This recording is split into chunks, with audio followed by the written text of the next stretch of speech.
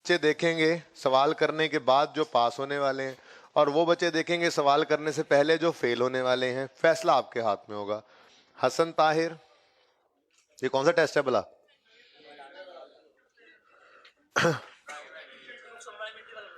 अच्छा, income statement balance. अच्छा, वो जो वाह भाई वाह, नंबर ले लिए हसन ताहिर, शाबाश, 11 नंबर। हसनैन, हसनैन उमर यूनस, 10 नंबर। तारिक, तुम्हारा टेस्ट सही चेक हो तो नहीं गया कहीं? क्या हुआ तुम्हें? ज्यादा जोर की चोट तो नहीं लगी हुई? गिर गए थे यार? जरा से भेज दो। 113888, ये तो 10 नंबर हैं। मोहम्मद तैयब, मोहम्मद तैयब। सोहेब इरफान, सोहेब इरफान, 12569 सिफगा। ये अब भेजना है पीछे यार। एक आधा बच्चा खड़े हो ही जाओ यहाँ पे। चलो अब रहने दो, अब क्या रह गया? 10 नंबर है। आफाक अरशद, 11। खड़े हो ना तुम जरा, शर्म नहीं आती तुम्हें? बैठो तुम, बैठो तुम, उसको शर्म नहीं आ रही। तुम उधर खड़े हो जाओ, इधर लंबे वाले पठान भाई। ये पॉज कर दें अभी फिलहाल, टेस्ट वापस। भाई चल ही ना पढ़ो ना, एक और खड़ा हो जाएगा बच्चा दरमियान। पेज नंबर 666 से शुरू होने वाला सवाल, जो सवाल वैसे 667 पे था। कितने बच्चों ने ये सवाल अटेम्प्ट किया? Fashion blue, fashion blue. 2 types हैं। क्या जी, ये संडे को क्या करते रहे?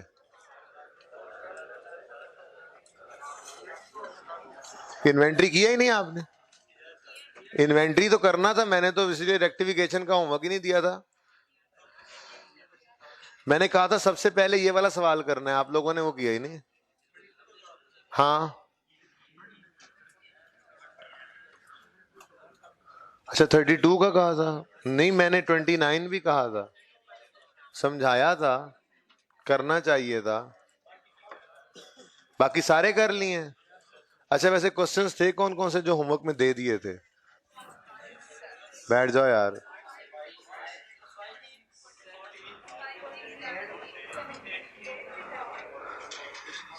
फाइव सिक्स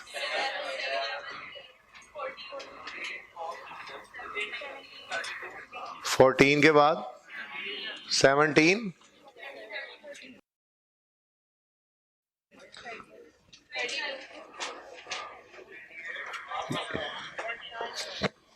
29 भी मैंने कहा था। चले बहरहाल, ये एक अच्छा सवाल था, इसको करना चाहिए था। अब मैं तो आज तैयारी शैयारी करके आया हूँ ये सवाल कराने की, लेकिन आप लोगों ने किया ही नहीं हुआ। Fashion blue, fashion blue enterprises carries out, ये पुरानी किसी बुक में आई थिंक 31 पे है। मैंने नाम भी बताया था। बहुत कम बच्चों ने अटेम्प्ट किया। दोबारा से जरा देख लें ये सवाल पे पहुंच जाएं। फैशन ब्लू एंटरप्राइजेस, कितने बच्चों ने अटेम्प्ट किया? बहुत कम। अब मेरा दिल कर भी रहा है, नहीं भी कर रहा सवाल करवाऊं। मैं तो ये सवाल ज़हन बना के आया था कि आपने किया होगा और मैं इसको कर लूंगा। चलें यही सवाल पहले करते हैं। सोलर पैनल वाला कितने बच्चों ने वैसे किया? 32। Company deals in solar panels, वो कितने बच्चों ने किया? अब ये तो होमवर्क सबसे पहला था, ये अगर बच्चे कह रहे हैं सबसे पहले करना है तो क्या ख्याल है? निकाल दें क्लास में, वैसे भी सफोकेशन बहुत होती है, रश बहुत होता है। इन बच्चों को निकाल ही देते हैं जो होमवर्क नहीं करते। बुलाएं अमजद को, होमवर्क चेक करवाता हूँ। जिसके पूरे इतवार के अंदर ये छोटे छोटे सवाल नहीं हल हो सके, जिससे उसको क्लास में बैठने का कौन सा हक बनता है? ठीक है, ऐसे रश भी बहुत होता है। या चलें शाम की क्लास पे बाहर नाका लगा लेते हैं, ठीक है? हाँ हाँ, अभी नहीं, अब शाम की क्लास में फिर वो घुसने नहीं दूंगा मैं उनको, ठीक है? अभी मेरा टाइम मजीद ज़ाया होगा, आज मैं लेट हूँ वैसे भी। अच्छा, अच्छा जी, आपके कमेंट का बहुत शुक्रिया। क्वेश्चन 29 पहले कर लेते हैं जी, ठीक है? अभी तो चल रहे हैं, रखो अपने पास।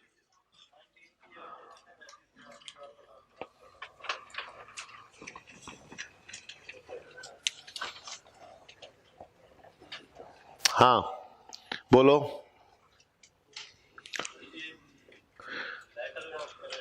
लेटर ऑफ क्रेडिट क्या होता है? लेटर ऑफ क्रेडिट की बात असूली तौर पे तो हो जानी चाहिए थी फिक्स एसेट के अंदर ही, जब हमने कॉस्ट डिटर्मिनेशन पढ़ा था, लेकिन उस वक्त स्किप हो गई। तो आप कर लेते हैं, दोनों जगह पे ही अप्लाई हो जाएगा। साथ में एफओबी और सीआईएफ भी पढ़ लें, फिर सवाल करते हैं। सबसे पहली बात तो लेटर ऑफ क्रेडिट क्या होता है ये देख लें, जिसको उर्फे आम में एलसी कहा जाता है। ने सुना होगा अक्सर, इंपोर्ट करना है एलसी ओपन करवाओ, इंपोर्ट करना है एलसी ओपन करवाओ, एक्सपोर्ट करना है एलसी ओपन करवाओ। लेटर ऑफ क्रेडिट ये होता क्या है समझें। हमने जर्मनी से प्लांट मंगवाया था, याद है? प्लांट याद है, जर्मनी से मंगवाया था। अब जर्मनी कहाँ, पाकिस्तान कहाँ? जर्मनी में बैठा है सप्लायर, हम पाकिस्तान में बैठे हैं। ना जान पहचान, ना मुल्क एक, ना कानून एक। अब हमने जर्मन सप्लायर को कहा हमें फलां मशीन तो भेज दें। उसने कहा मशीन तो भेज दूं, पता नहीं तुम पैसे दो या ना दो, तो ऐसा करो पहले तुम पैसे भेजो फिर मैं मशीन भेजूंगा। तो फिर आपने भी कहा पैसे तो मैं भेज दूं, पता नहीं तुम मशीन भेजो ना भेजो, इसलिए पहले तुम मशीन भेजोगे तो मैं पैसे भेजूंगा। भाई प्रॉब्लम है ना, दोनों मुल्क डिफरेंट हैं, फिर उसके अंदर लॉज डिफरेंट हैं। तो सप्लायर और कस्टमर जो है, मतलब हम और हमारा सप्लायर जो है, ये दोनों ही इस वक्त जो है वो थोड़ा डर रहे हैं इस ट्रांजैक्शन को करने से। तो फिर दोनों अपने अपने बैंक के पास जाते हैं। ऐसी सूरत में दोनों अपने बैंक के पास जाते हैं और बैंक्स आपस में एक एग्रीमेंट कर लेते हैं, ठीक है। बैंकों का आपस में एग्रीमेंट क्या हो जाता है? बैंक ये कहता है, हमारा बैंक जर्मन बैंक को क्या कहेगा कि आप अपने इस सप्लायर से कहें कि ये चीज़ें भेज दे, ठीक है, और हम पैसों की जिम्मेदारी लेते हैं, ठीक है जी। वो जब चीज़ें आएंगी, आपको पता नहीं है शायद अभी तो, लेकिन जब आप प्रैक्टिकली फील्ड में जाएंगे तो आपको सामने कोई एक्सपोर्ट इंपोर्ट जब भी आएगी, तो उस एक्सपोर्ट इंपोर्ट के अंदर कुछ डॉक्यूमेंट्स आपको नज़र आएंगे, जिसमें एक बिल ऑफ लैडिंग कहलाता है। बिल ऑफ लैडिंग होता है वो जिस हवाई जैसे बहरी जहाज़ के ऊपर वो आपका सामान आया होता है, उसकी जो है वो रसीद वगैरह होती है। फिर एक फॉर्म ही यहाँ पे आके बनता है, फिर उस चीज़ की इनवॉइस वगैरह होती है। ये कुछ ज़रूरी सामान होता है, ज़रूरी कागज़ होते हैं, जिनको दिखाए बगैर आपको पोर्ट से आपका एसेट मिल ही नहीं सकता। अब ये सारी चीज़ें, सेल की इनवॉइस हो गई या बिल ऑफ लैडिंग हो गया, ये सब कुछ तो हमारे हाथ में नहीं है जब हमने एसेट मंगवाया है, ठीक है। अब ये सारी की सारी चीज़ें जो हैं, ये जर्मन सप्लायर का जो बैंक है, जर्मन सप्लायर अपने बैंक को ये सारी चीज़ें देता है, जिसके बगैर वहाँ से चीज़ें मिलनी, वहाँ से पोर्ट से चीज़ें मिलनी नहीं है, वो सारी चीज़ें अपने बैंक को देता है। उसका बैंक वो चीज़ें हमारे बैंक को भेज देता है, और हमारा बैंक हमें कहता है आओ पैसे दो और अपने ये कागज़ ले जाओ, जाके अपना एसेट ले लेना। अब हम जब तक अपने बैंक को जाके पैसे नहीं देंगे, हमें वो कागजात नहीं मिलेंगे। कागजात नहीं मिलेंगे तो पोर्ट पे जाके एसेट नहीं मिलेगा। तो फिर हम आते हैं, आके अपने बैंक में सारे पैसे जमा करवाते हैं, बैंक रिलीज कर देता है सारे डॉक्यूमेंट्स। वो डॉक्यूमेंट्स लेके हम पोर्ट पे जाके अपना एसेट रिलीज करवा के घर चले जाते हैं, और वो बैंक हमारे वाला वो जर्मन बैंक को पैसे भेज देता है, और जर्मन बैंक अपने कस्टमर को पैसे भेज देता है, दे देता है निकाल के। तो फिर जर्मन बैंक या हमारा बैंक ये फी सबिलिल्लाह तो ये काम नहीं करेंगे, इन्होंने ये जो सर्विस दी है इसके कुछ चार्जेस लेंगे। ये जो सारा अरेंजमेंट होता है ना, कि हमारे बैंक ने उनके बैंक से राब्ता किया और उन्होंने आपस में एक तरह से एक अरेंजमेंट कर लिया, ठीक है, और फिर ये सारी चीज़ जो सिक्योर, ये सारी ट्रांजेक्शन जो सिक्योर की उनके लिए भी और हमारे लिए भी। हमारे लिए कैसे सिक्योर की कि जी वो वहाँ से चीज़ें भेजकर ये बिल ऑफ लैडिंग, ये सारी चीज़ें प्रूफ के तौर पे वो हमारे बैंक में आई पड़ी हैं। अब हमें तसल्ली होगी कि चीज़ें निकल पड़ी हैं, हमारी हैं, चीज़ें पहुंचेंगी। तो फिर अब उसको तसल्ली क्या है, जर्मन को क्या तसल्ली है कि हमारे बैंक में चीज़ें पड़ी हैं, उनके बैंक को भेज दी गई हैं, तो वहां से पैसे मिलेंगे तो ही ये रिलीज होंगी, अब सिक्योर होगी। तो इस सारे अरेंजमेंट को कहा जाता है एलसी, ओपन करवाना, ठीक है ना। हम बैंक के पास जाके कहते हैं ना कि जी हमें ये वाली सहूलत दे दें, तो क्या कहा जाता है, ये एलसी ओपन करवा रहे हैं, लेटर ऑफ क्रेडिट ओपन करवा रहे हैं। तो लेटर ऑफ क्रेडिट ओपन करना, ये सारे इस अरेंजमेंट का नाम है, ठीक है। इसमें जो बैंक है वो फी सबिलिल्लाह काम नहीं कर रहा होता, आपसे कहा, उसके वो चार्जेस लेता है, ठीक है, जिसको आमतौर पे एलसी ओपनिंग चार्जेस का नाम दिया जा रहा होता है। सवालों के अंदर आपको देखने में मिलेंगे एलसी ओपनिंग चार्जेस, ठीक है। उसूली तौर पे ये फिक्स एसेट के अंदर ही डिस्कस करने वाला पॉइंट था, क्योंकि वहां पे क्वेश्चंस के अंदर आया भी था एक आध बार, तो मैंने कहा था इस एलसी वाली बात को हम करते हैं, लेकिन वो रह गई, ठीक है। तो एलसी ओपनिंग चार्जेस अगर हों कोई और सवाल में नजर आ रहे हों आपको, तो फिक्स्ड एसेट हो चाहे इन्वेंट्री हो, फिक्स एसेट क्या है, वो हमने इस्तेमाल करना था, इन्वेंट्री क्या है, हम बाहर से मंगवा रहे हैं, वो बेच देंगे, ये भी होता है, दोनों दोनों काम हो सकते हैं ना। वो फिक्स एसेट मंगवा के इंस्टॉल करते थे और चीजें बना के बेचते थे, कभी कभी हम चीजें भी तो इंपोर्ट करके बेच सकते हैं, जैसे सुपीरियर वाले कर रहे थे, ठीक है। अब चाहे फिक्स एसेट है चाहे इन्वेंट्री है, मुझे सिर्फ इतनी बात बताएं, क्या फिक्स एसेट हम तक पहुंच सकता है अगर एलसी ओपन ना करवाएं तो? इस बगैर तो वो भेजेगा ही नहीं। ऐसे ही क्या स्टॉक हम तक पहुंच सकता है अगर ये एलसी ओपन ना करवाएं बाहर से? इंपोर्ट के केस में आएगा, वैसे तो इनलैंड भी होती है, लेकिन छोड़ो उसको ना पढ़ो, ठीक है। इनलैंड भी आपस में भी, इस मुल्क के अंदर रहते हुए भी एलसी वाला काम चल जाता है, लेकिन छोड़ें, आप फिर इंपोर्ट से के हिसाब से ही सोचें। क्या हम ये गुड्स मंगवा सकते हैं बाहर से अगर हम एलसी ओपन ना करवाएं? नहीं, वो तो मंगवाए, वो ओपन करवाए बगैर तो चीजें उसने भेजनी ही कोई नहीं है। तो क्या ये जरूरी खर्चा है? एसिड के केस में बताओ, काबिले इस्तेमाल हालत में लाने तक के लिए जरूरी खर्चा है, डायरेक्टली एट्रीब्यूटेबल खर्चा था। तो वहां कभी फिक्स एसेट को इंपोर्ट किया और सवाल में आ गया कॉस्ट के अंदर लिखा हुआ एलसी ओपनिंग चार्जेस, तो ठीक है। सो प्लीज, ये पास होने वाली शक्लें और हरकतें नहीं है। अगर लिखवाना है तो लिखवा लो, आज भी टाइम है, मैं रुकूंगा इस क्लास के बाद, सादा कागज लेके आना, मैं उस पर लिख दूंगा शक्ल देख के कि तुमने ये जो हरकतें शुरू कर रखी हैं इससे पास नहीं होगे, इंशाल्लाह भी लिख दूंगा, साथ साइन भी कर दूंगा। इंशाल्लाह का मतलब होता है कि अल्लाह ने चाहा तो। नहीं नहीं नहीं, आप लोगों की शक्लें इस तरह की हुई हुई हैं और हरकतें इस तरह की हुई। होमवर्क कितने बच्चों ने किया है जी? 3 बच्चे, 4 बच्चे। ये वो क्लास है जिसमें होमवर्क के वक्त, तो ये एंड पे आके क्या मतलब, चोक कर जाएंगे, एंड पे आके पढ़ना छोड़ देंगे। आपको कहा था पूरे बैच की मेहनत जाया हो जाएगी इस टाइम में अगर आपने मेहनत ना की। ये टॉपिक्स कर रहे हैं, ये भी तो पर्चे में आने हैं। अब किस चीज का इंतजार है जी? वो 2 तारीख का इंतजार है, 3 का इंतजार है, बैठेंगे अब एक ही बार पढ़ेंगे, आजकल तो रिलैक्स कर रहे हैं। ये टॉपिक्स जो मस्ट अपीयर टॉपिक्स सारे के सारे हम पढ़ रहे हैं, ये सारे के सारे टॉपिक्स आप तैयार ना करना तो फिर आखिरी महीने में इतना बोझ पड़ेगा कि फिर 3 में से चलो फिर 2 दे लेता हूं, सही से तो दूं, 2 दूंगा और सही से तो दूंगा, और फिर एंड पे जाते जाते मुझे लगता है एक ही हो तो ठीक है, क्योंकि पास होना चाहिए। ऐसे तो सब अच्छा नहीं लगता ना, एब्सेंट हो जाए तो खैर है, अटेम्प्ट तो काउंट नहीं ना होगी, और फिर एक दे के एक भी रह जाता है, ये वो बच्चों की हालत होती है नॉर्मल, क्योंकि आप लोग इस मौके पे आके इस तरह से करते हैं। प्लीज, ये टाइम अभी है जिसमें आपने इन इन इन टॉपिक्स को साथ ही तैयार कर लेना। ये तो ऐसे टॉपिक्स हैं जो रनिंग में है, आप इनको साथ ही एग्जाम लेवल पे करके साइड पे रखें। आप प्रेप लीव में जाएं, ये वैसे ही तैयार है। क्यों आप ये चाहते हैं कि प्रेप लीव में जो टॉपिक आपका 2 दिन में तैयार होना वो 5 दिन में हो? आप पता नहीं चाह तो यही रहे हैं। तो मैंने आपको छुट्टी को देखते हुए छोटे छोटे कुछ क्वेश्चन थे और 2 बड़े क्वेश्चन थे इनमें, एक सोलर वाला, एक फैशन ब्लू वाला। और होमवर्क में जब मैंने कहा कितने बच्चों ने किया है, तो 4 से 5 ये हाथ उस क्लास में खड़े हुए हैं जो क्लास नॉर्मली 80% तक होमवर्क करने वाली क्लास है।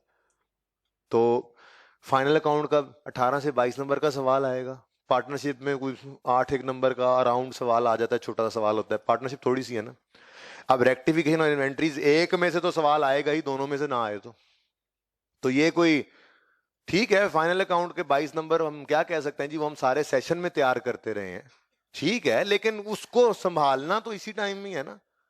फाइनल अकाउंट के अंदर जो कॉन्सेप्ट्स हैं वो सारे अलग अलग पड़े हुए हैं, उनको एक सवाल में देखना है, तो उनको सीखना तो हमने संभालना ही है।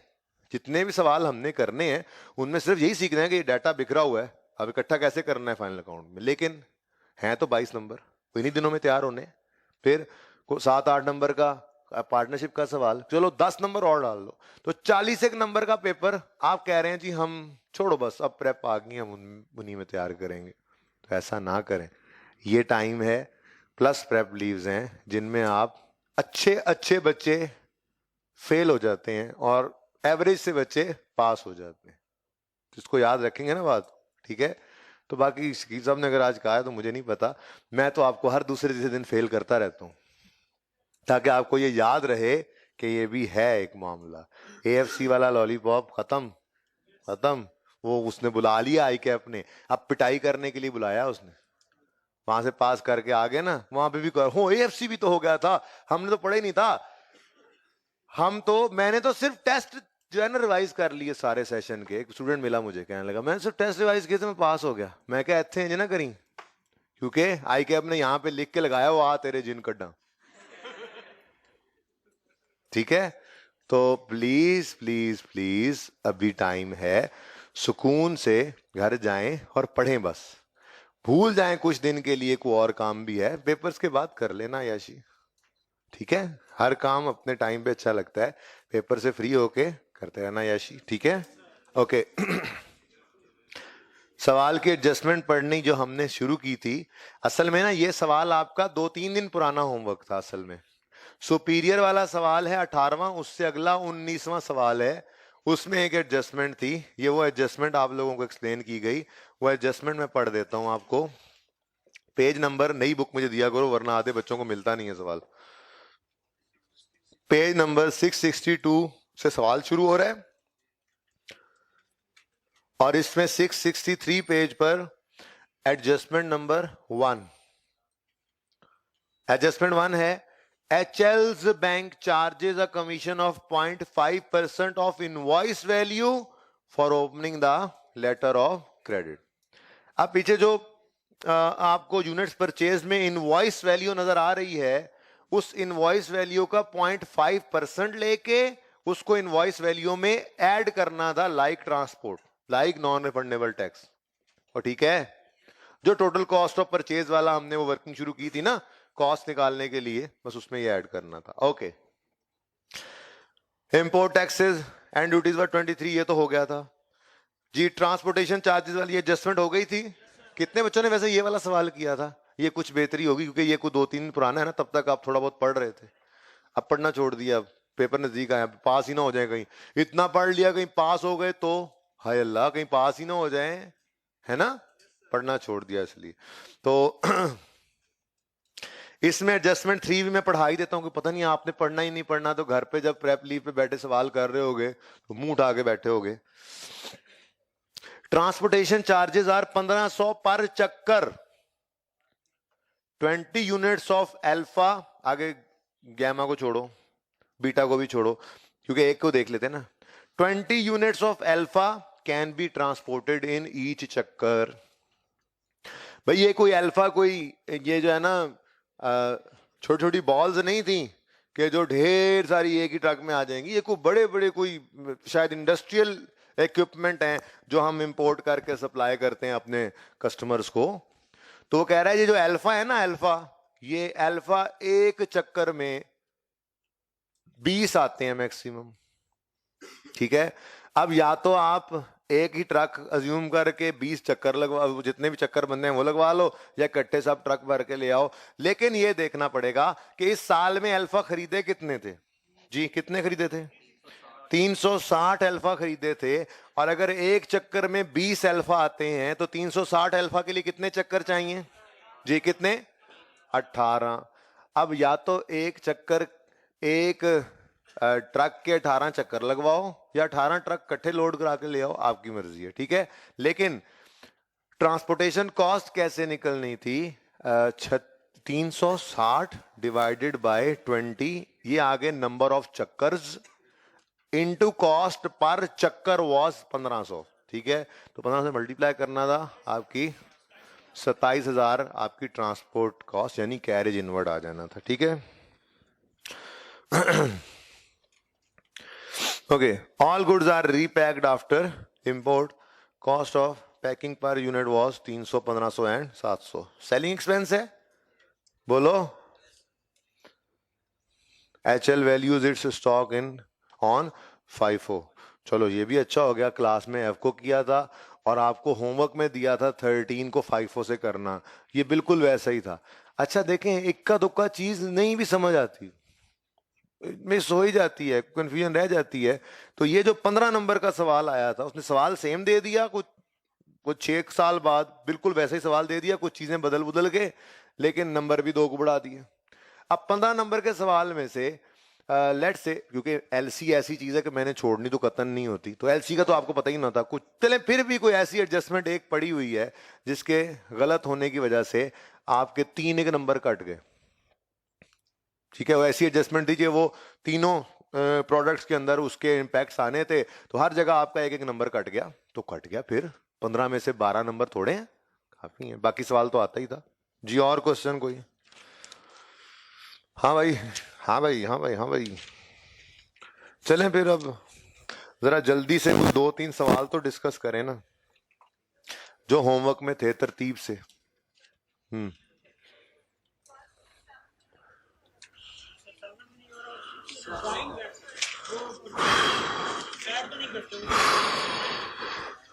7 तो बिल्कुल नहीं हो रहा। अच्छा, 6 भी बिल्कुल नहीं हो रहा, 5 हो गया। पहले जवाब दें 5 का, कितने बच्चों ने 5 किया?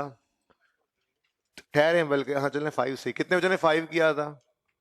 थोड़े से हाथ बेहतर हुए, एक आधा सवाल किया ही था, फिर नींद आ गई, फिर थक गए, फिर घूमे फिरे, क्योंकि फोन साथ रख के गपशप लगाते होमवर्क करोगे तो लंबा ही हो जाएगा ना होमवर्क। अकेले बैठ के फोन ऑफ करके टाइमर घड़ी के ऊपर, कोई 50 रुपए वाली घड़ी ले लो प्लास्टिक की, टाइमर उसमें भी होता है, स्टॉप वॉच होती है, उसको लगाओ साथ, और जितने मार्क्स हो उसको तो मल्टीप्लाई करके 1.8 में करो होमवर्क। कैसे नहीं होता, मैं देखता हूँ होमवर्क, होमवर्क होता 15 मिनट के, आपको मैं 20-25 मिनट के हिसाब से देता हूँ। अगर एक सवाल, अगर किसी के 20 मिनट रिक्वायर्ड होते हैं, मैं आपको आधा घंटा दूंगा, यार घर पे रिलैक्स होके कर रहे होते हैं, ये सोल्यूशन देखना होता है, इस हिसाब से होमवर्क दिया करता हूँ।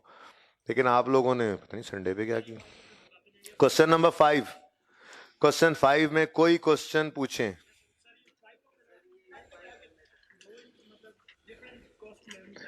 हाँ,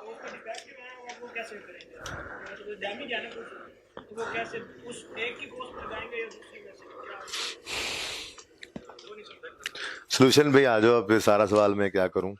5th में आओ।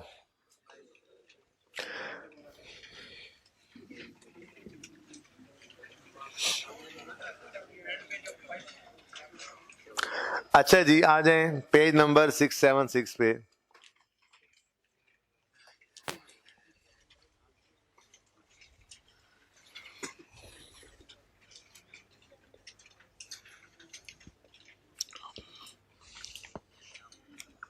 ओके एक तो उसने फाइफो के अंदर आपको आपको नजर आया होगा शॉर्टकट यूज कर लिया था, ठीक है। उसने कहा ऐसे क्या मुसीबत में पड़ना, हर जगह रेट तो निकालना नहीं है।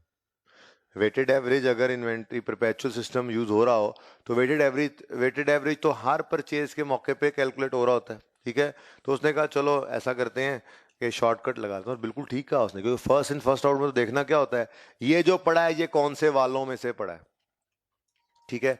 अब टोटल यूनिट्स सेल कितने हुए थे क्वेश्चन नंबर 5 में, तो वो 18,000 जमा 12,000, ये कितने बनते हैं? 30,000। 30,000, अच्छा चलो, लेकिन कुछ जले जुले भी होंगे, कुछ शॉर्ट भी हुए होंगे, ठीक है। बहरहाल कहने का मकसद ये है कि यूज करना है फर्स्ट इन फर्स्ट आउट, ठीक हो गया। अब क्लोजिंग स्टॉक में टोटल यूनिट्स पड़े कितने हैं? 10,000। अच्छा, हाँ, 14,000 ये पड़े हैं जी, 14,200 यूनिट्स, ठीक है। अच्छा अच्छा अच्छा अच्छा, अब इसमें से हमें नजर क्या आ रहा है कि हमने आखिरी वाली परचेज कितनी, कितने पे, कितने कितने यूनिट्स की हुई है? 10,000, ठीक है। अगर आपके पास 10,000 इस 14,200 में से 10,000 बिल्कुल एंड एंड पे आए हैं, लेटेस्ट परचेज तो वही है ना, तो फिर अगर आपके पास 14,000 पड़े हैं तो ये 10 तो इधर ही पड़े हैं फिर, ठीक है। ये 10 कितने पे खरीदे थे? इसका रेट क्या नजर आ रहा है? 140। ठीक हो गया। अच्छा, अब इससे पिछली परचेज फाइफो है ना, फाइफो फाइफो का टेंशन ही कोई नहीं है। इससे पिछली परचेज कौन सी आई थी? डेट देखो, 16 वाली, वो 13,000 है। उसमें से पड़े होंगे ये, ठीक है। उसमें से आप फिलहाल अज्यूम करो 4200 पड़े हैं पूरे, ठीक है। वो 4200 उसमें से हैं जो कितने वाले हैं, ठीक है। अब ये देखते हैं कि 14,200 भी पड़े हैं या नहीं, ठीक है ना। देखने वाली तो ये बात है। हाँ, 14,200 ही पड़े हैं, ठीक है, ओके। अच्छा, अब आप कह रहे हैं, वो कहता है इनमें से कुछ क्या हो गए हैं? डैमेज। अब डैमेज कौन से वाले लें हैं? डैमेज कौन से वाले हुए हैं ये देखना है। तो भाई फर्स्ट इन फर्स्ट आउट है, तो फिर आपने हर जगह अजम्पशन यही लेनी है कि अगर जले हैं तो जो फर्स्ट इन थे वही फर्स्ट जले, बिके हैं तो जो फर्स्ट इन वही फर्स्ट बिके हैं, ड्राइंग्स की हैं तो जो फर्स्ट इन वही फर्स्ट ड्रॉ हुए हैं। तो फिर ये एनआरवी टेस्ट भी इसी पे ही लगेगा। आप कहोगे सारे यूनिट्स पे लग जाए, भाई सारे पे लगाते, लेकिन वो खुद कह रहा है कि इतने यूनिट्स में से सिर्फ इतने ही डैमेज है। तो अगर टोटल 14,200 पड़े हैं तो इनमें से अगर कितने डैमेज हैं? अगर 1200 इसमें से डैमेज है, 1200, तो फिर बाकी 13,000 गुड है। तो बोलो, ये 13,000 तो हो गए गुड यूनिट्स। अब बात आती है डैमेज की। तो आप ये पूछना चाहते हैं कि ये डैमेज कौन से वाले हैं? भाई ये डैमेज फर्स्ट इन तो फर्स्ट आउट होते हैं, तो फर्स्ट इन फर्स्ट बिके, फर्स्ट इन फर्स्ट गए ओनर के घर, फर्स्ट इन फर्स्ट जले, तो फर्स्ट इन फर्स्ट डैमेज हुए, ठीक है। तो हर काम पहले जो आए हुए थे, यूं समझो ना टमाटर हैं तो खराब पहले कौन से होंगे? जो पहले लिए थे। फर्स्ट इन फर्स्ट आउट की assumption तो यही है ना, ठीक है। तो एवरेज पे हमने नहीं रखा, ओके जी। इस क्वेश्चन में और कोई मसला? आप डिटेल कार्ड बनाएं, बिल्कुल आंसर सही आएगा, बस टाइम ज्यादा लग जाएगा। उसने नंबर कितने रखे थे पार्ट बी के? सिर्फ 3 नंबर, ठीक है ना। इसलिए वो टाइम जस्टिफाई नहीं करता था कि आप पूरा डिटेल्ड कार्ड बनाएं। तो इसका मतलब शॉर्टकट, ये फाइफो के अंदर आप ये कार्ड के अंदर भी थोड़ा शॉर्टकट लगा सकते हैं। कार्ड ना बनाने का किसने कहा? कार्ड तो तरतीब से बनाना पड़ेगा, लेकिन आपको ये तो पता ही है ना, क्लोजिंग स्टॉक की कॉस्ट निकालनी है। तो फाइफो के अंदर कौन सा पिछले दिनों के रेट्स एवरेज आने थे कि करते करते करते करते अब ये एवरेज आना है, ठीक है ना। तो बहरहाल देख लें सियालवी साहब, मसला क्या आ रहा है इस सवाल में आपको?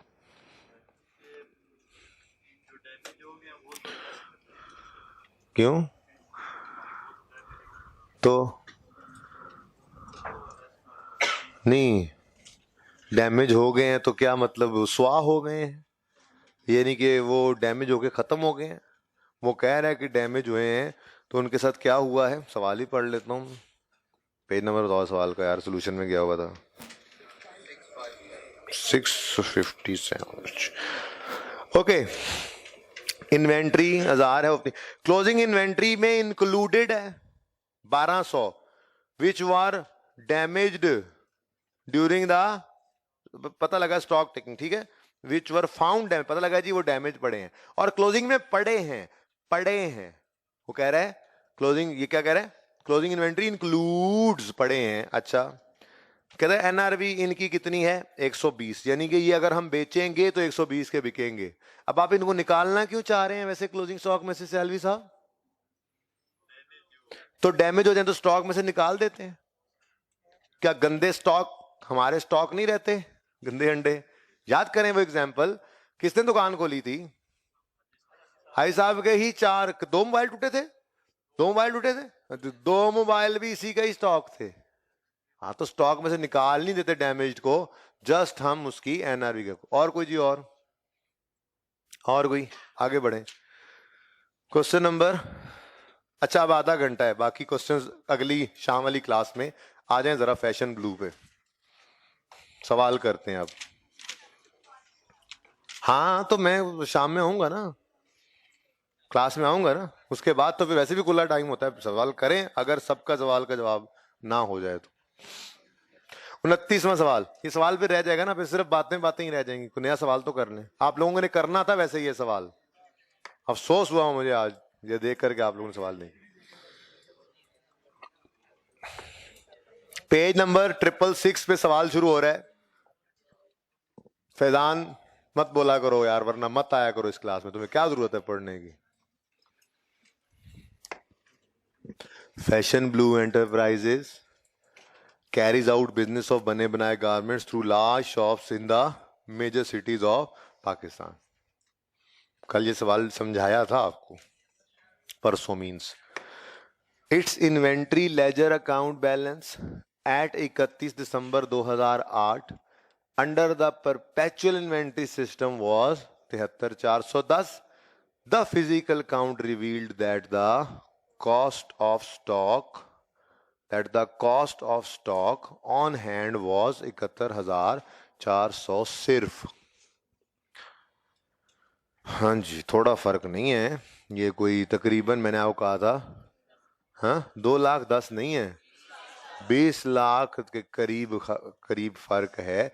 तो वो कह भी रहा है बेचारा, वो क्या कह रहा है, फिर कोई छोटा मोटा खर्चा तो आई वॉज एक्सपेक्टिंग कि कोई जो है वो बच्चे जो है वो चुप करके चीज़ें जो है वो निकाल के ले जाते हैं, जुराबें ले जाते हैं, ठीक है, कोई थोड़ा बहुत शॉर्टेज हो जाए, कोई पैटी थेफ्ट, कोई लॉस, इस तरह तो मैं एक्सपेक्ट कर रहा था। लेकिन 20 लाख का फर्क है, ये बहुत ज़्यादा है। कितने बच्चों ने सवाल किया, जरा दोबारा हाथ खड़ा करने, या पास होने वाले हाथ देखने, आप लोगों ने देखने, पास होने वाले हाथ देखने, अब हाथ मत बढ़ाएं।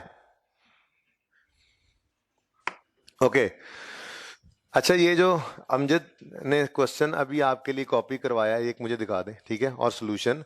तो ये क्वेश्चन और मेरा सवाल वापस किया करो भाई, तुम मेरी ओरिजिनल सवाल क्यों रख लेते हो, वो भी लेके आओ मेरे पास। ओके, ये जो सवाल आपको देंगे ना, ये अब आपने ले लेना है और शाम वाली क्लास से पहले पहले ये करके बैठना है, ठीक है ना। मुझे नहीं पता, जो टाइम भी मिले, जिस वक्त भी मिले, अब हर वक्त पढ़ाई हावी होनी चाहिए आप पे, ऐसे सवार हो, और आप बस जाएं जब घरों को, तो बस पागल ना हुए हो, बस वो एक जाने का दिन आपका रेस्ट का हो, उसके बाद जब आप पढ़ाई पे बैठे तो आपको इसका बहुत से भी ज़्यादा फायदा होगा इंशाल्लाह। ये टॉपिक्स जो हैं आपके रनिंग में, इनको पहले करना, उलट चलना। अब आपको मैं यूं कहूँ कि जो सबसे अच्छे हैं उलट चलना, आप उलट चलने बैठोगे तो चला ही नहीं जाएगा, क्योंकि यहाँ आप चल ही नहीं रहे। तो हम तो शुरू ही पार्टनरशिप से करेंगे, घर पे जाके शुरू ही फाइनल अकाउंट से करेंगे, और फिर वापसी का सफर करेंगे, ताकि हम जब तक पुराने टॉपिक से पहुंचे, हम तो नजर आ रहा हूं हम तो 90% सिलेबस ही कर चुके हैं, तो अभी वो चीजें थोड़ा सा टाइम लें भी, तो तब तक टेम्पो बन चुका होगा, ठीक है। ओके बस ठीक है भाई, बात सुने, ये सबके लिए आपने ये कॉपी करवा दी है, इसकी जरूरत नहीं थी, ये बैठ के सबको काट के ना फिर इनको दीजिएगा। चलें शाबाश, बैठ जाओ, तो ये मार्कर भी ले जाएं, हाँ ये उठा लें, कॉपी दे दी तो अभी बच्चे कॉपी ना उठाएं कोई भी। ओके अच्छा जी, चलें।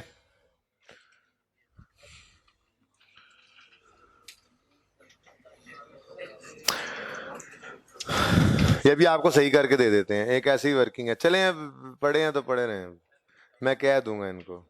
ये ना मैं वो आपका 15 वाला सोल्यूशन करने लगा था, 15 वाला भी, लेकिन बहुत नींद आ रही थी बात तो मुझे, फिर मैं सो गया। लेकिन वो मैंने देखा वो करने की जरूरत ही नहीं थी उसको हाथ से, इसलिए मैंने छोड़ा था असल में। ओके वो कहता है Stoner mister Qaiser expected a small inventory shortfall due to damage and petty theft but considered this shortfall to be excessive. तो कह रहा है ये छोटा मोटा फर्क नहीं है, 20 लाख छोटा मोटा फर्क थोड़ा ही है। तो उसने एक इन्वेस्टिगेशन की थी, मैं आपको ये सब समझा के गया था। उसने एक इन्वेस्टिगेशन की जिसमें उसको कुछ फैक्टर्स सामने आए, अब वो हम देखते चलेंगे। अगर तो गलती हुई, परपेचुअल सिस्टम है ना फॉलो कर रहा, अगर कोई गलती ऐसी हुई जो उसने अकाउंटिंग करते हुए जर्नल एंट्री नहीं की थी, तो वहां पे सही कर लेगा। और अगर ऐसा ना हुआ तो फिर लिस्ट की गलती हुई तो लिस्ट में सही कर लेंगे।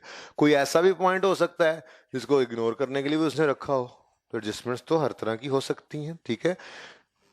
दोनों जगह गलती है, दोनों जगह सही करेंगे। किसी एक तरफ गलती है, एक तरफ सही करेंगे। गलती है ही नहीं दोनों तरफ, छोड़ देंगे, ठीक है। Adjusted inventory account.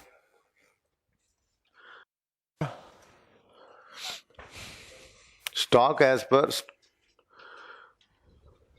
चलें ठीक है, inventory as per physical count.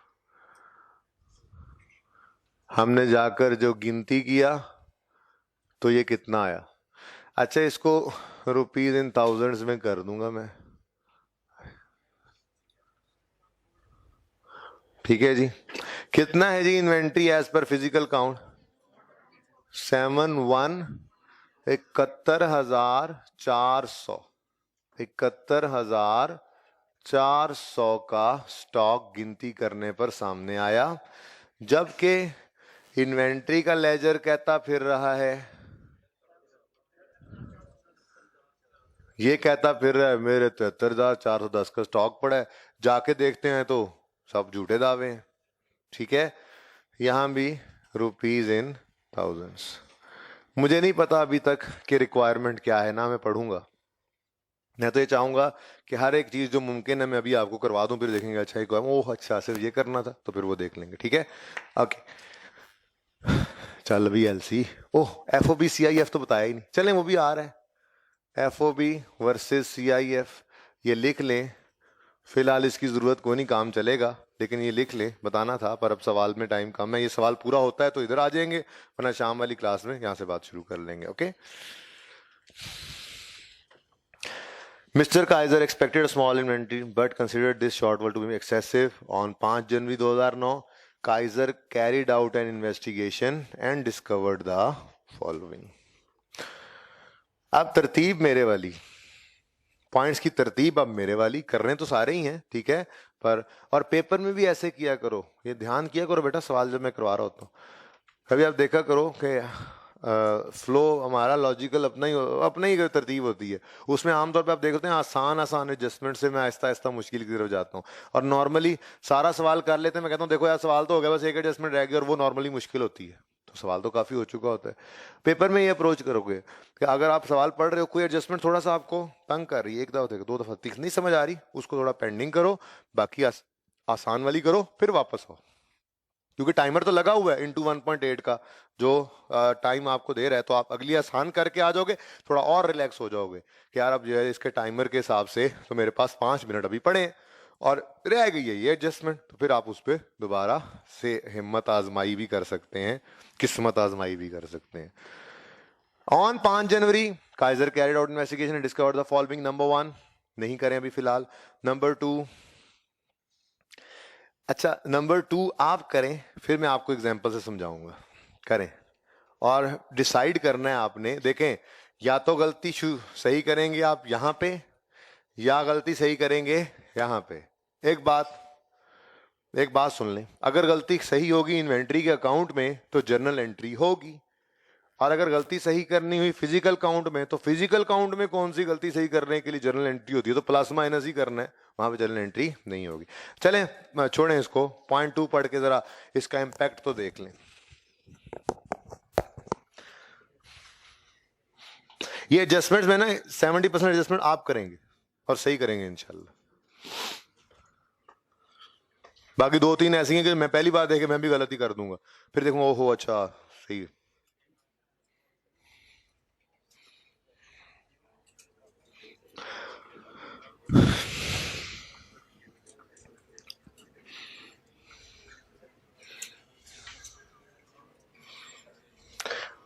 क्या पढ़ लिया?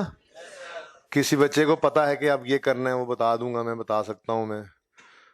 तारिक तुम रहने दो, शरियार तुम भी रहने दो, बताओ क्यों? गलती से अपना हो गया, कोई और चीज सही जवाब देना चाहे तो ये तो उसने भी सही कहा है ना, फिर गलती से अपना कह दिया। सुने अब थोड़ी सी एग्जांपल ताकि याद रह जाए बात। राइस की कैंटीन में जो समोसे होते हैं पता नहीं कहाँ से आते हैं, ठीक है, लेकिन वो जहां से भी आते हैं वो एक ही बंदा है, जो आप सीएफई से जाके भी समोसा खाएं तो ऐसा ही मिलेगा, आप स्कैन से जाके समोसा खाएं तो भी ऐसा ही, कैप्स में भी ऐसा ही, और पैक में भी ऐसा ही। वजह क्या है? एक सप्लायर है समोसों का जो समोसों का बड़ा सा डब्बा भर के निकलता है और कभी सीएफई से शुरू होता है और समोसे बांटता बांटता वो पैक से बांट के उधर से निकल जाता है, बरकत मार्केट से आता है, मिसाल दे रहा हूँ। और कभी कभी वो उधर से दरमियान से आता है और वो वहां से शुरू होता है, ठीक है जी, पैक से, और हर कॉलेज की कैंटीन पे समोसे पकड़ाता पकड़ाता पकड़ाता पकड़ाता और वो कहाँ चला जाता है, वापस अपनी दुकान पे। अब आज जैसे बारिश है, ऐसे ही बारिश का मौसम में फोन भी, डिमांड भी बढ़ जाती है समोसों की। तो कैंटीन लोग, नहीं नहीं नहीं, समोसे लाओ समोसे लाओ, यार मौसम बड़ा खराब, नहीं नहीं हमें नहीं पता यार, रश पड़े तो हमें नहीं पता, समोसे लेके आओ। सारी कैंटीन वालों ने फोन किए, अब वो लेके समोसे निकल पड़ा। और क्योंकि बारिश के आसार थे, ठंड बड़ी थी बाहर, तो वो अंदर गलियों से होता हुआ आ रहा है, ठीक है। तो उसने आके पैक में समोसे पकड़ाए, स्कैन में पकड़ाए, कैप्स में पकड़ाए। राइस की कैंटीन वाले के पास जैसे ही पहुंचा, अब रह सिर्फ आगे गया सीएफई। सीएफई के आपके अपने कॉलेज ही गिने, कॉलेज तो और भी बहुत हैं, लेकिन मैंने सिर्फ आप सीए वाले कॉलेज गिन लिए ना, ठीक है। तो रह गया सिर्फ सीएफई। तो यहाँ पे समोसे लाके उसने रखे। अब वो समोसे जो हैं वो दो डिब्बे थे, एक डिब्बा राइस की कैंटीन वाले का था, एक सीएफई वाले का था। और बाहर कैट्स और डॉग्स वाली बारिश शुरू हो गई, ठीक है। तो मूसलाधार बारिश शुरू हो गई, ठीक है। अच्छा, अब इतनी तेज बारिश है, इतनी तेज बारिश है कि मुमकिन ही नहीं है समोसे बच के जा सकें, ठीक है। समोसों का बचना मुश्किल है, ठीक है। अब उसने कहा, इधर उधर देखा, उसने कहा यार अच्छा ऐसा है, चलो मैं केड़ा समोसा वहाँ, तो मुझे तो जाना है दुकान पे, लेकिन आप ऐसा करो, ये आप फिलहाल रख लो, तो बाद में बारिश रुक गई तो ठीक है, आगे सीएफई में दे आऊंगा मैं खुद ही आके, ठीक है। या आप इस छोटे को कहना ये दे आए, नहीं तो कोई नहीं, आगे कौन सा ताज़ा ला के देता हूँ आपको समोसे, कल दे देना उनको जाके, खैर है, मैं कल आऊंगा तो मैं आगे जाके दे दूंगा। अब ये मामला हुआ, वो हमारे राइस वाली कैंटीन पर समोसे रख के चला गया, ठीक है। अब आज था ईयर एंड इत्तेफाक से, और राइस के कैंटीन वाले ने अपना स्टॉक काउंट करना था।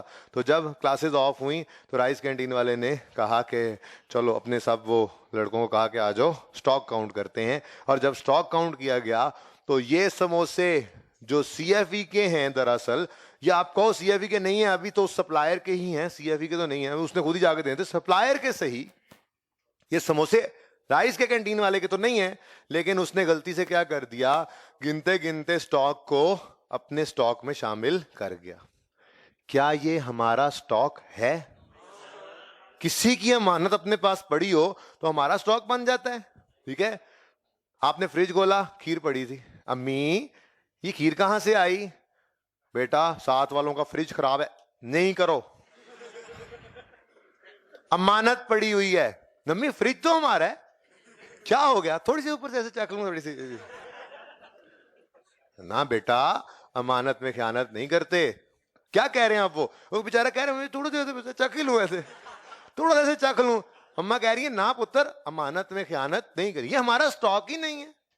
तो हमारा स्टॉक नहीं है, लेकिन गलती से इसने अपना समझ लिया, ठीक है ना। वो तो अम्मा को पता था, ऐसे ही वो तो कैंटीन वाले को पता था, लड़के को नहीं पता था। उसने स्टॉक गिनती किया और बता दिया। अब ये स्टॉक हमारा है या नहीं, लेकिन गलती से हमारे स्टॉक में शामिल हो गया गिनती करते हुए, तो क्या करेंगे? क्या ओनर ऑफ कैंटीन ने यहां भी एंट्री की होगी गलत? नहीं, उसको तो पता था, वो तो गिनती करते हुए, अम्मा को तो पता था।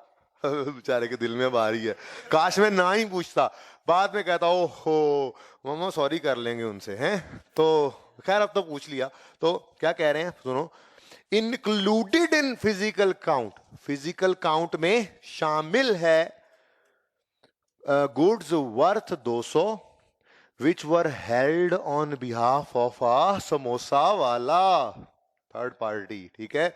तो भाई ये स्टॉक हमारा नहीं है, किसी और के बिहाफ पे हमने हेल्डा हुआ है, तो इसको क्या करेंगे?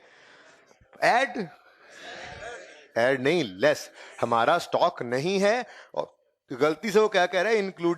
Included in physical count, physical count करते हुए गलती हुई है। तो इससे ये अज्यूम तो नहीं करेंगे कि यहां भी सही करना है, नहीं भाई नहीं, फिजिकल काउंट की गलती है। और ये बड़ी नॉर्मल सी गलती है, मैंने इसीलिए बिल्कुल नॉर्मल सी एग्जांपल दिया आपको।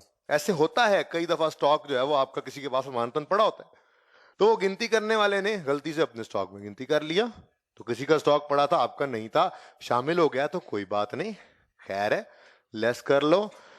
एडजस्टमेंट नंबर 2 है, 1 नहीं थी, 1 में क्या था, अच्छा मैंने छोड़ दिया, ओहो सॉरी। अच्छा वैसे इसके ऊपर अंग्रेजी लिखो तो, लिखना चाहो तो लिख लो, stock held on behalf of others, ठीक है। अब अंग्रेजी पूरी लिखने तो लिखो stock of third party wrongly included in our stock. तो जिंदगी आसान रखो ना, एडजस्टमेंट 2 लिख लो। उसने कौन सा कहा है ये वर्किंग बना के दो मुझे, इसमें अंग्रेजी भी लिखी हो, ठीक है, बस सही सही लिख लो।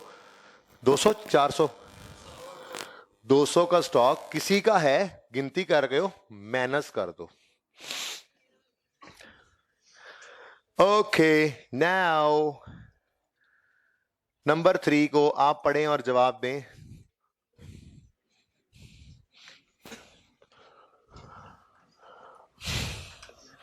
ये किसकी बुक है और ये किसकी बुक है? ये तो मेरी बुक है, ये किसकी बुक है? सॉरी यार। हाँ जी बोलें, कुछ समझ में आया? क्या कहता है यार? ये तुमने सवाल काटा हुआ है, किसी की बुक है यार, उसने क्या किया, वो हर सवाल ही काटा हुआ उसने यार। ये तुम उसकी किताब से ये कटा हुआ सवाल कटा हुआ ही ना समझ लो, वच्छा हुआ समझना। क्वेश्चन नंबर 3 कहाँ है? अब सवाल कहाँ है? एडजस्टमेंट कहाँ है यार? कोई नवी किताब रख दो यार सामने, एडजस्टमेंट पढ़ा दो यार। अब यहां पे रखने ना, मुझे यहां बुक चाहिए असल में। Okay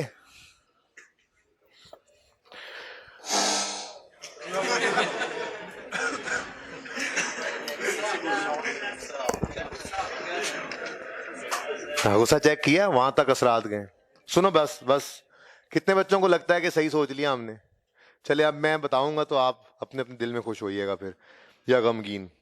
goods costing 410 purchased on उधार from Mustafa were received on 28 December 2008 and included in physical count. रुक जाओ, अगर चीजें 28 को आ गई हैं तो 31 को गिनती करने पर जाहिर सी बात है शामिल होंगी।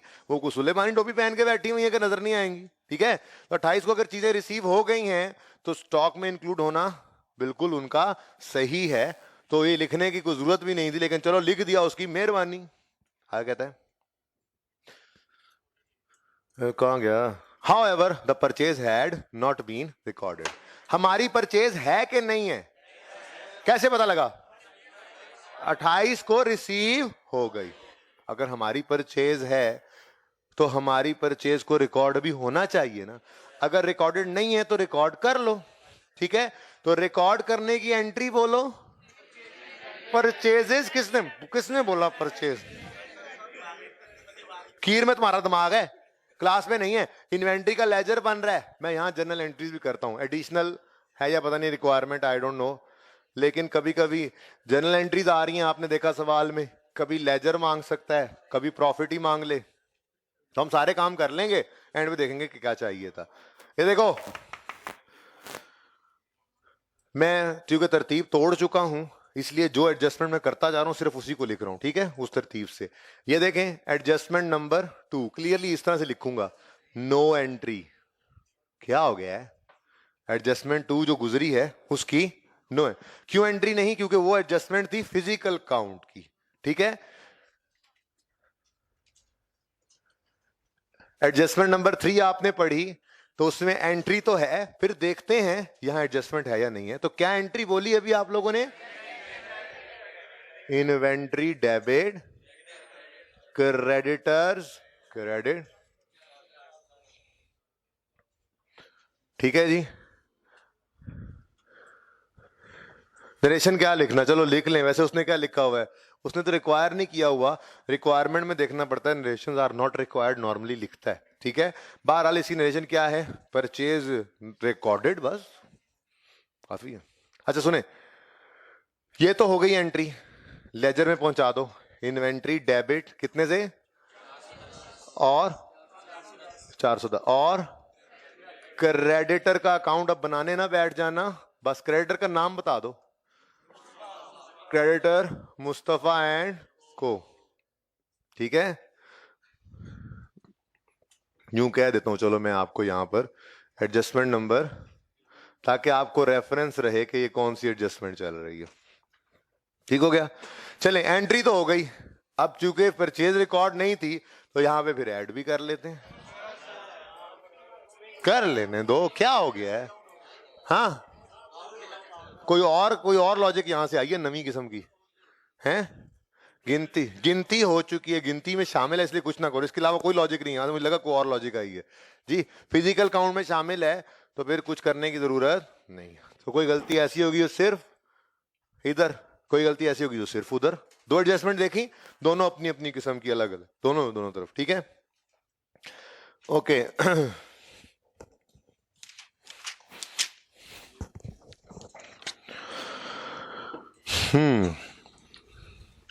चलें जी, अब .4 तो आप पक्का कर लेंगे, पढ़ें। मुझे बड़ा एतमाद है इंशाल्लाह आप पे, कर लेंगे आप लोग। हालांकि ये शायद इस सवाल का सबसे मुश्किल पॉइंट है, लेकिन आप कर लेंगे। पढ़ लो पाइन, कर ले। सवाल करके आए थे घर से तुम? चिश्ती के बड़े नंबर आए, चेक किया तुमने? बार चेक कराओ या जो कराओ, मेरी नजरों में तो तुम फेल हो गए ना एक बार। नहीं, चेक कराओ यार, पास हो जाओ। चल, किताब क्यों नहीं लेके आते हो यार तुम? तो मैंने बताया AFC नहीं है ये, जिन कड़ने ने आई कैप में। मेरा भी मुर्शिदी है वो आई cap.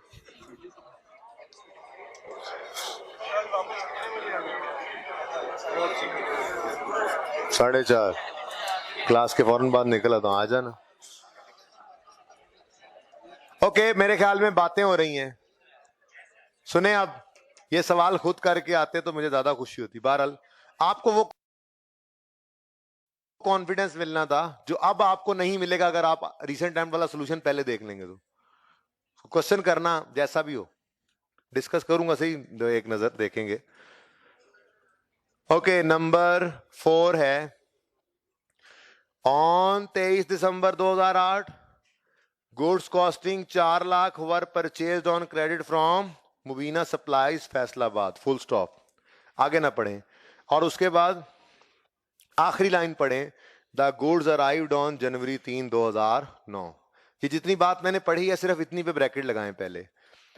On 23 December 2008 goods costing 4 lakh were purchase on credit from Mubeena supplies Faisalabad, bracket close. होगी क्लोज? आगे आखिरी, इस पैरा की आखिरी लाइन है एंड पे, the goods arrived on January 3, 2009।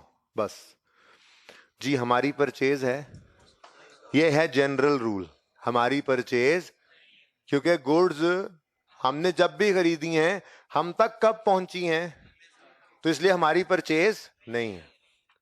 अच्छा, वो जो ब्रैकेट के बगैर वाली बात है वो पढ़ते हैं। वो कहता है the purchase was recorded on 27 दिसंबर। हाय हाय हाय, गलती हो गई। क्या ख्याल है? आगे ना पढ़ो ना, अभी तक तो गलती होगी ना। है तो स्टेप बस है, सस्पेंस क्रिएट करके जा रहे हैं, वो सस्पेंस जो कल खत्म भी कर दिया था। ठीक है, तो क्या हो गया है? क्या हो गया है? गलती हुई है। क्यों?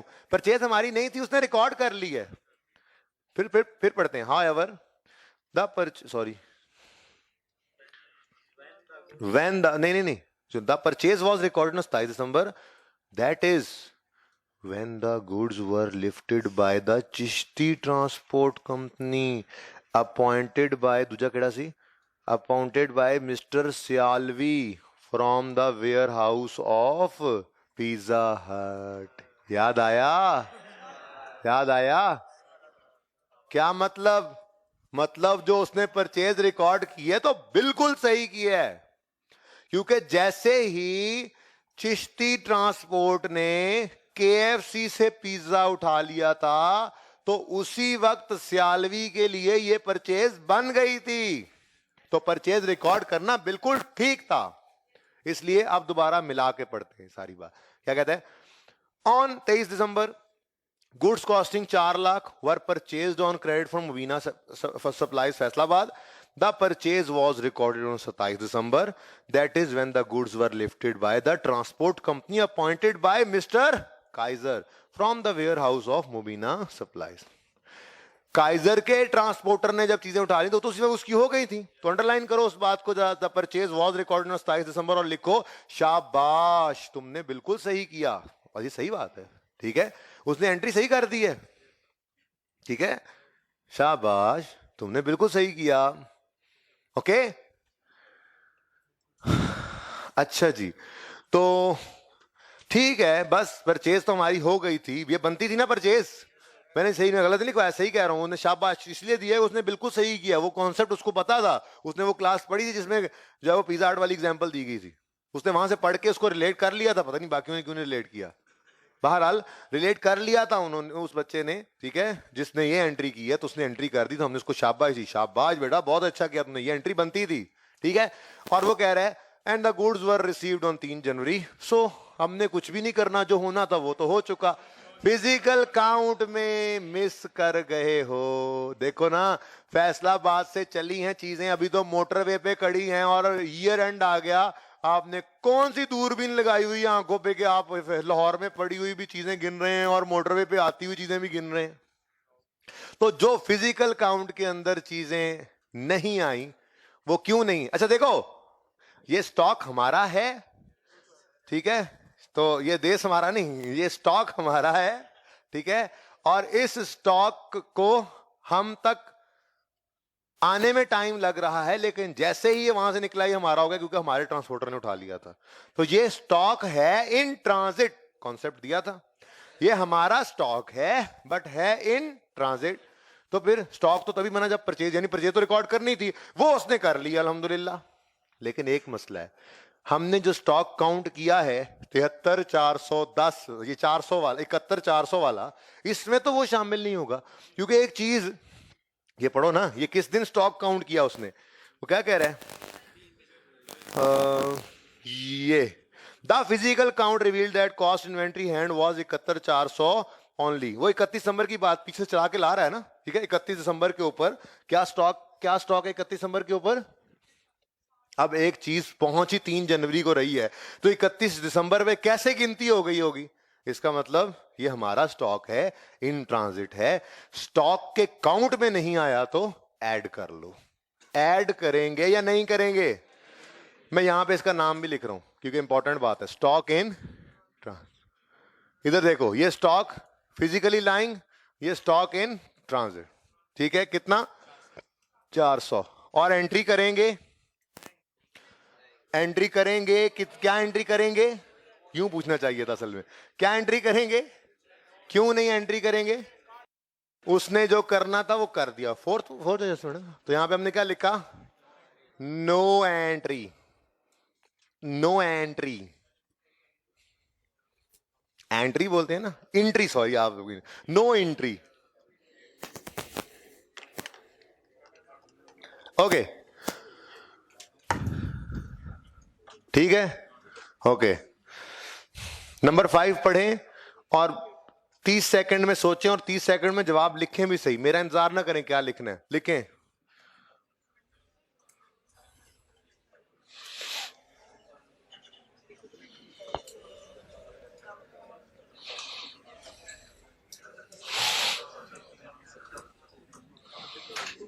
ये सवाल पढ़ लें, आपस में बातें शुरू कर दी हैं आप लोगों ने, मैंने कहा एडजस्टमेंट पढ़ने, क्या है, क्या होगा, जवाब दें।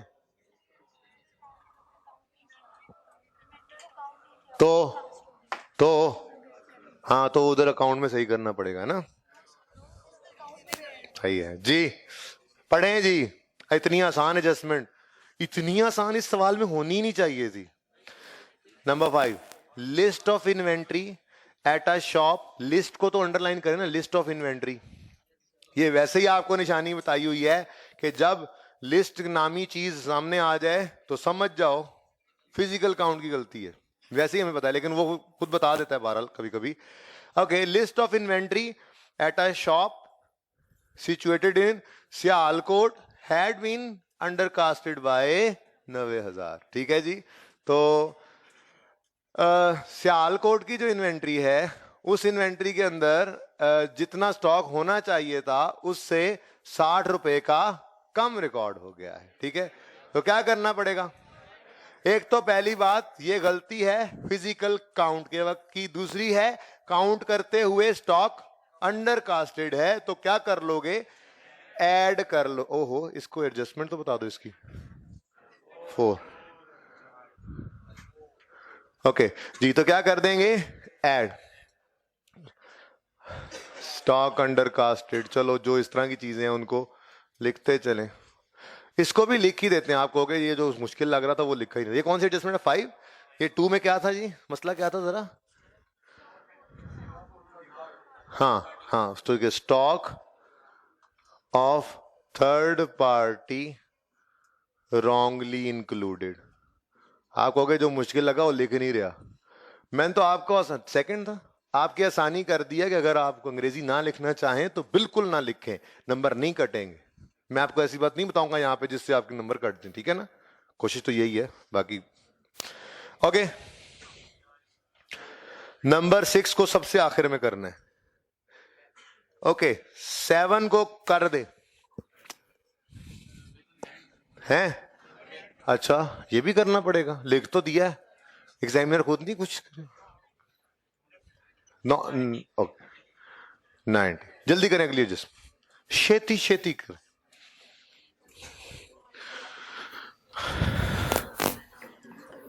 लें जी, ये एडजस्टमेंट आप सही कर लेंगे तो मेरे पैसे पूरे हो जाएंगे, जो मेरे पैसे पूरे हो जाएंगे। ये एडजस्टमेंट आप सही कर लें तो आपको कॉन्सेप्ट पता है, फिर इसका मतलब आप कॉन्सेप्ट आते भी। शाबाश।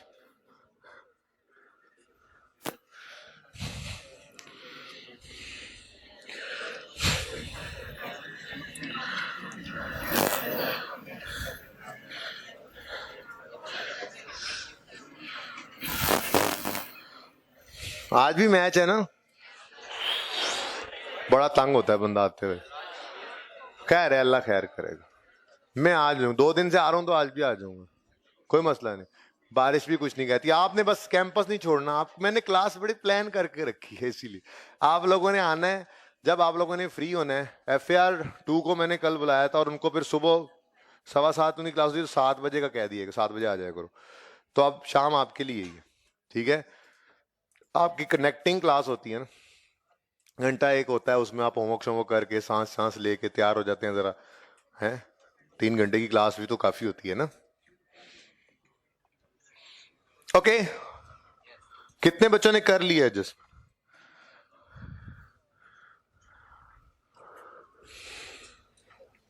मैं भी पढ़ लूं?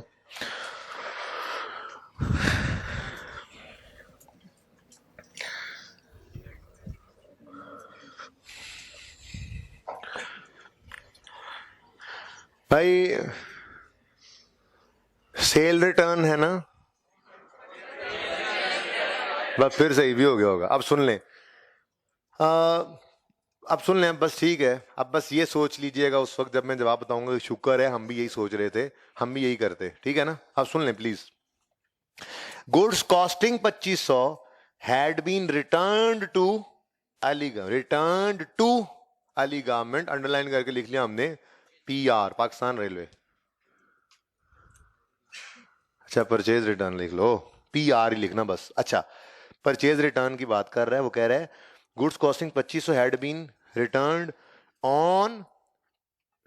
To Ali garments on 31 December 2008। Underline करें, 30 दिसंबर 2008, जो भी है लिखो अंडरलाइन करके, इसके ऊपर हमारी PR है।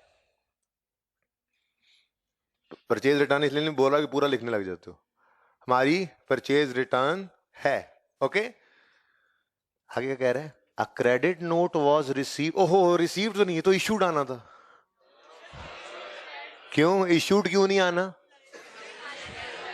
इशू करता है हमेशा सप्लायर, रिसीव करता है हमेशा कस्टमर, ठीक है? तो परचेज रिटर्न हमारे लिए है, उसकी सेल रिटर्न थी ना, तो उसने एक्सेप्ट की, तो उसने हमारे अकाउंट को क्रेडिट करके क्रेडिट नोट भेजा है, हमारे पास पहुंच गया। अब हम डेबिट करेंगे किस पीरियड में?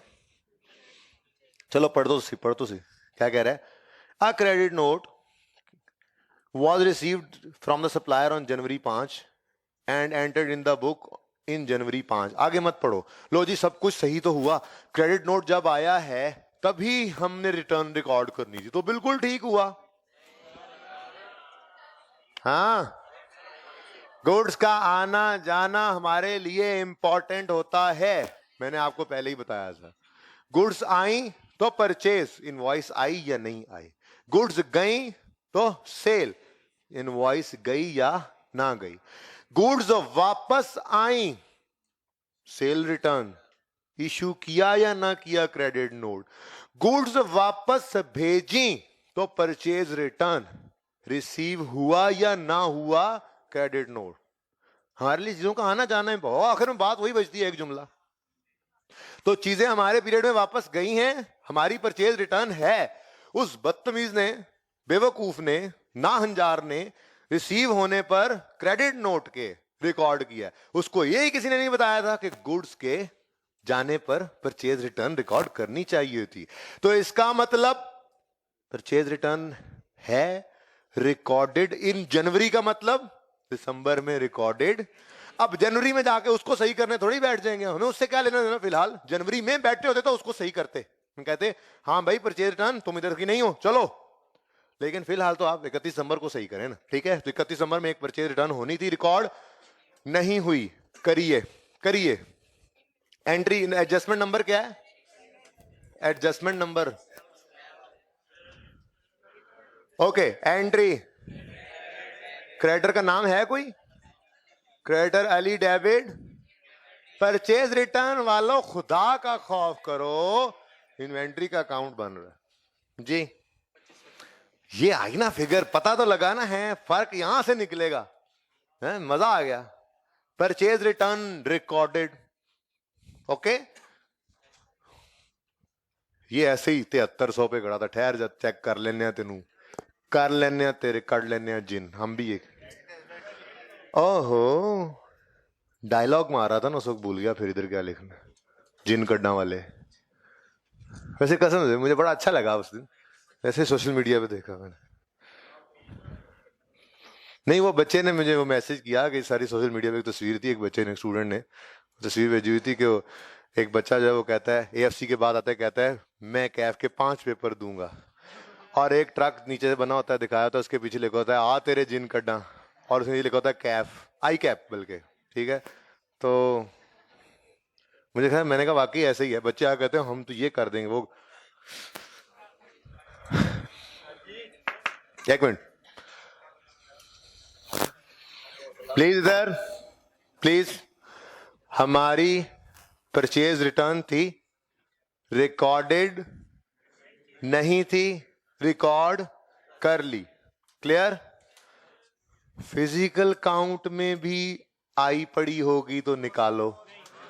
ओ, फिजिकल काउंट का मतलब सियालवी अल्लाह के बंदे ये होता है कि अगर मैंने तुम्हें क्लास से बाहर निकाल दिया, उसके बाद गिनती के तुम क्लास में नहीं हो, ठीक है। ये सवाल था, ओके। हाँ जी, और किसी का क्वेश्चन? ये गलती यहाँ पे नहीं, यहाँ पे कुछ नहीं करना है इसका, ठीक है। हाँ बोलो बेटा। वो एक्सेप्ट ना करे तो फिर बताता ना, ये एबनॉर्मेलिटी बताया करते हैं, ठीक है। 5 जनवरी को उसने भेजा है क्रेडिट नोट, ठीक है। वो सवाल बताएगा, फिर नॉर्म के साथ चला करते हैं। ये 7500 सेल और परचेज होती हैं, तो सारी क्यों जाने के ऊपर क्यों रिकॉर्ड कर लेते हो? आप सेल को क्यों रिकॉर्ड करते हो? गुड्स भेजते हो तो एक्सेप्ट ना करे तो फिर सारों के बारे में सोचें कि सवाल तुम हर एक के बारे में बताओगे तो हम करेंगे। नॉर्मल को नॉर्मली रखा है, एक्सेप्शन जो होती है वो हमेशा सवाल खुद बताता है, ओके जी। नेक्स्ट,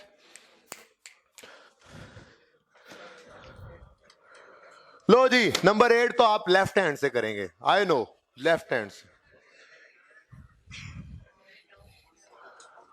हैं बेटा। एक चीज तुमने वापस भेज दी, तो फिर जब उसके बाद वहां पे पड़ी हुई चीजों को गिना, तो क्या वो वहां पड़ी होगी? तुमने ये गिनती किस दिन किया? 31 दिसंबर को, और 23 को तुमने एक चीज वापस भेज दी थी, तुम्हारे पास पड़ी होगी यहां पे। मैंने अभी तो सियालवी हुआ कि तुम्हें क्लास से निकाल के बाद में गिनती करूंगा, तुम नहीं होगे, आपको निकाल के करूं, फिर समझ आ जाएगी।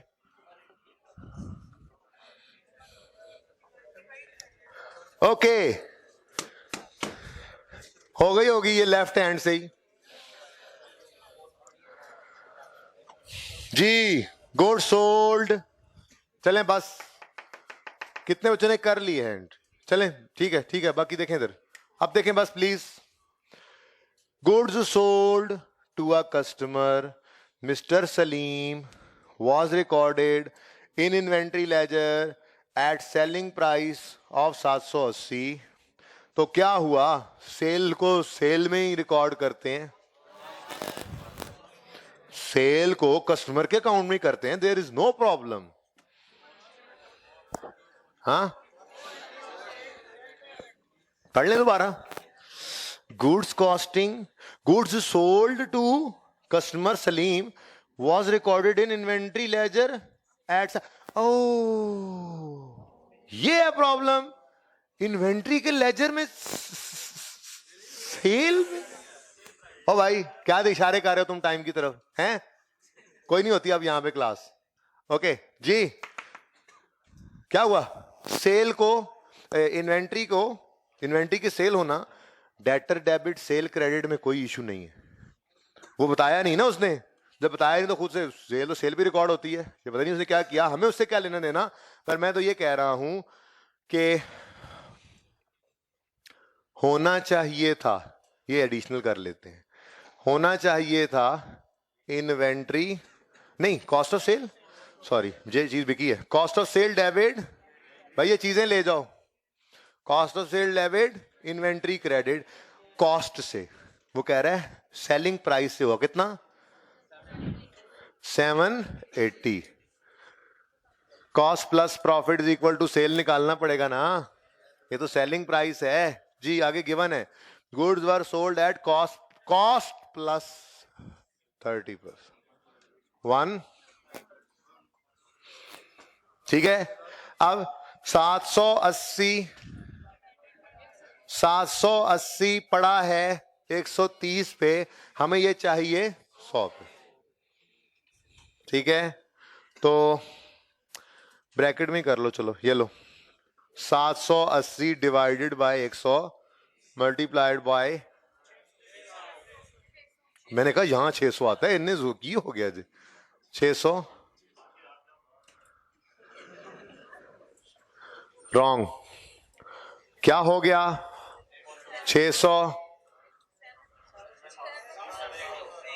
780 और 780।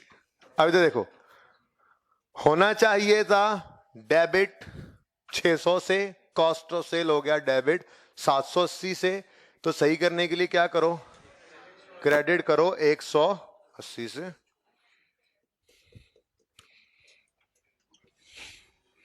ऐसी की तरह रेक्टिफिकेशन, क्रेडिट होना था इन्वेंट्री 600 से, अब तो रेक्टिफिकेशन आता है, क्रेडिट होना था इन्वेंट्री 600 से, हो गया 700, सही करने के लिए क्या करोगे, एडजस्टमेंट नंबर, चलें आप 2 एडजस्टमेंट्स रह गई हैं, वो मैं एंट्री सेंटेज नहीं करूंगा, इसी सोल्यूशन को कंटिन्यू करेंगे, बड़े ध्यान से इसको रखना और कोशिश करना, 1-2 एंट्रीज में फजूल सी एंट्रीज हैं वो वैसे ही बस, ठीक है, अजम्पशन उनमें लेके चलना है। मैंने कहा पहले वो काम कर लें सारे, inventory debit, cost of sales credit, adjustment number, और जो मैंने क्वेश्चन दिए थे इन्वेंट्रीज के, कोशिश करो क्या,